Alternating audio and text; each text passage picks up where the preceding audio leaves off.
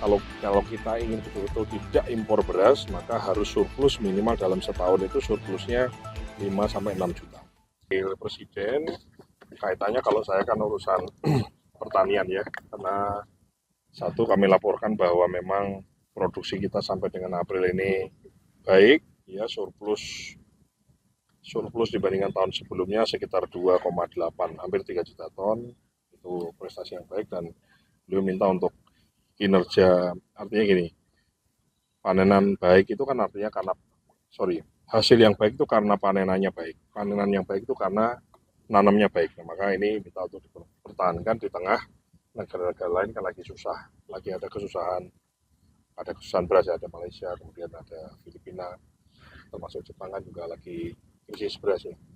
Itu satu. Yang kedua adalah bagaimana program Koperasi Desa Merah Putih kan sudah tahu ya, di bawah Menteri Koperasi, bagaimana pertanian bisa ikut andil di situ, bagaimana nanti koperasi menjadi bagian, bagaimana kita juga bisa ikut menyerap panenan petani dan juga menyalurkan sembako yang harganya baik, harganya murah, terjangkau kepada seluruh petani. Apakah itu pupuk, pestisida, termasuk sembako, termasuk beras, minyak goreng, dan seterusnya. Itu sih kira-kira urusan itu yang saya produksi sejauh ini target ke depan sampai akhir tahun berapa? Kan produksi kita itu kan setiap tahun sekitar 30 juta ya, 30 koma ya. 30 koma, 31 koma. Nah, kita ingin kalau kita ingin betul-betul tidak impor beras, maka harus surplus minimal dalam setahun itu surplusnya 5-6 juta. Maka kami ini kan sudah dicicil ada 2, sekian di bulan April, maka di bulan April itu April panenan ya. Artinya yang harus kita tanam di bulan Januari, Februari, Maret, panenan sampai April kan surplus 2,8-3 juta. Maka dimulai bulan Maret, April ini nanamnya harus lebih banyak. Paham nggak maksud saya? Karena pertanian ini kan selalu 3 bulan ditarik ke belakang ya. Jadi bulan Maret ini nanamnya harus bagus, April bagus. Jadi nanam. Nah, kalau kita nanamnya ini bagus, caranya bagaimana supaya nanam bagus? Supaya orang nanam bagus itu begini. Begitu panen harus segera dipanen, segera dijual dan tanahnya segera diolah. Jadi jeda antara panen dengan olah tanahnya itu nggak boleh lama. Itu yang kita lagi push ke daerah-daerah. Di Kementerian Pertanian nggak ada orang, hampir tidak ada orang tinggal di kantor. Semuanya kita push, kita dorong semua di kelompok-kelompok tani, semua untuk supaya setelah panen segera nanam.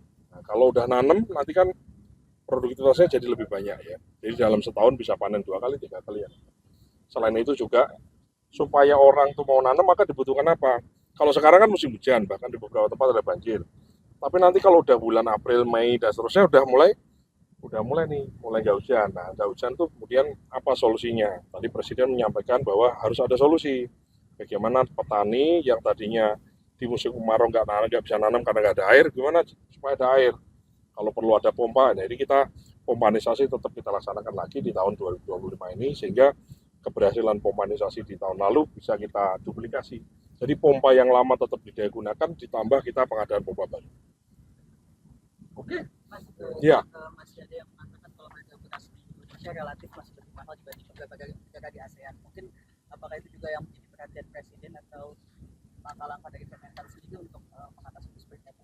Jadi begini, kan kita ini kan tidak bisa menyenangkan satu pihak. Misalnya, berasnya dimurahin, tapi kan petani juga harus dikasih penghasilan yang cukup. Nah, sehingga makanya ada kebijakan subsidi, misalnya ya kan, ada kebijakan subsidi.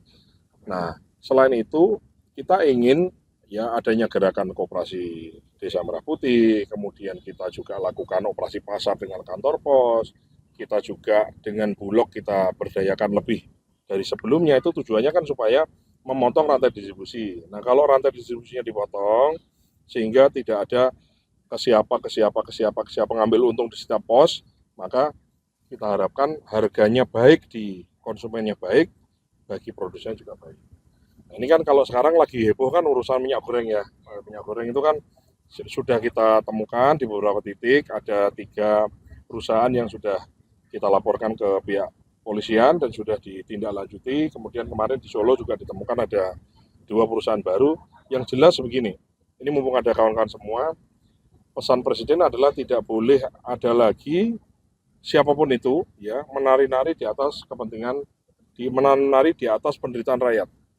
Maksudnya begini, jangan sampai hanya ingin untung sesaat kemudian rakyat yang banyak dikorbankan. Nah, kayak ngurangi timbangan, ngurangi kualitas, ngurangi volume, itu kan udah jelas kejahatan lah ya. Kalau kita ngomong agama itu udah ada tuh di Al-Quran tuh, ngurangi timbangan tuh neraka ancamannya. Tapi selain ancaman neraka, kalau udah nanti di akhirat masuk neraka juga akan ditindak tegas. Kalau dulu-dulu mungkin, nah kalau sekarang Pak Prabowo ingin sekali rakyat itu mendapatkan kualitas pelayanan baik produk maupun jasa dengan kualitas yang baik, dengan kualitas yang semestinya. Yang harusnya 1 liter dengan kualitas tertentu minyak goreng ya harus gitu. Artinya Presiden marah ya Mas dengan adanya minyak kita 750 mili. Ya gimana, masa nggak marah ya kan? Orang rakyat banyak yang marah itu nggak ya presiden, kita juga semua marah kan, ya kan? Nah, makanya saya minta awak media semua kita lihat, intinya tidak ada siapapun itu nggak terkecuali, tidak ada orang kebal hukum di Indonesia. Menurut presiden mengatakan seperti itu, siapapun yang melanggar, apalagi merugikan rakyat banyak ya kita harus dengan tegas lah. Karena nggak dengan ketegasan kita maka kan ini ada juga efek jera, terus kemudian orang juga nggak akan mengulangi atau tidak, yang mau niat juga dia berhenti tidak melakukannya dan seterusnya lah gitu. Kira-kira oke, terima kasih. Mas, kalau beras di gudang Bulog yang ada itu, kemarin kan Pak Mentan udah sampaikan ke DPR. Itu nanti antisipasi ke depannya biar nggak banyak beras-beras Bulog yang bisa jadi nilai pakai, antisipasinya gimana? Ya antisipasinya tentu saja kan dengan sirkulasi yang baik ya. Ini kan kita lagi cek saya kan kebetulan juga Dewan Pengawas di Bulog, saya lagi cek ke sana, kita cek kualitasnya seperti apa. Kalau memang sudah rusak sekali ya tentu saja mungkin tidak kita kasih ke orang, harus kita ada cara lain apakah untuk makan ternak atau apa. Tapi ini kita lagi cek totalnya berapa, moga-moga sih nggak terlalu banyak ya, karena kan Bulog ini kan barangnya harus sirkulasikan, barang masuk terus ada yang keluar dan seterusnya. Karena Bulog itu kan punya fungsi, satu sebagai stokis, sebagai menyimpan stok cadangan pangan negara, dan yang kedua kan penyeimbang harga juga, sehingga di saat panen raya sekarang kita banyak beli, nanti di saat nggak lagi banyak panen, berasnya lagi mau naik dan seterusnya kita keluarkan beras kan itu. Kira-kira. Terima kasih. Berapa sih hutannya belum terlalu banyak? Nggak banyak sih, nggak banyak. Hitungan kita nggak banyak. Nggak banyak. Kira-kira berapa sih Mas? Lagi kita cek, tapi nggak banyak itu. Nggak sampai berapa ribu ton? Ya nggak sampai sampai tontonan yang yang sampai ratusan ribu sih nggak nyampe lah. Nah kita lagi cek ya, moga-moga nggak banyak. Tapi tetap itu kan bernilai uang, jangan sampai juga itu menjadi kerugian bagi kita.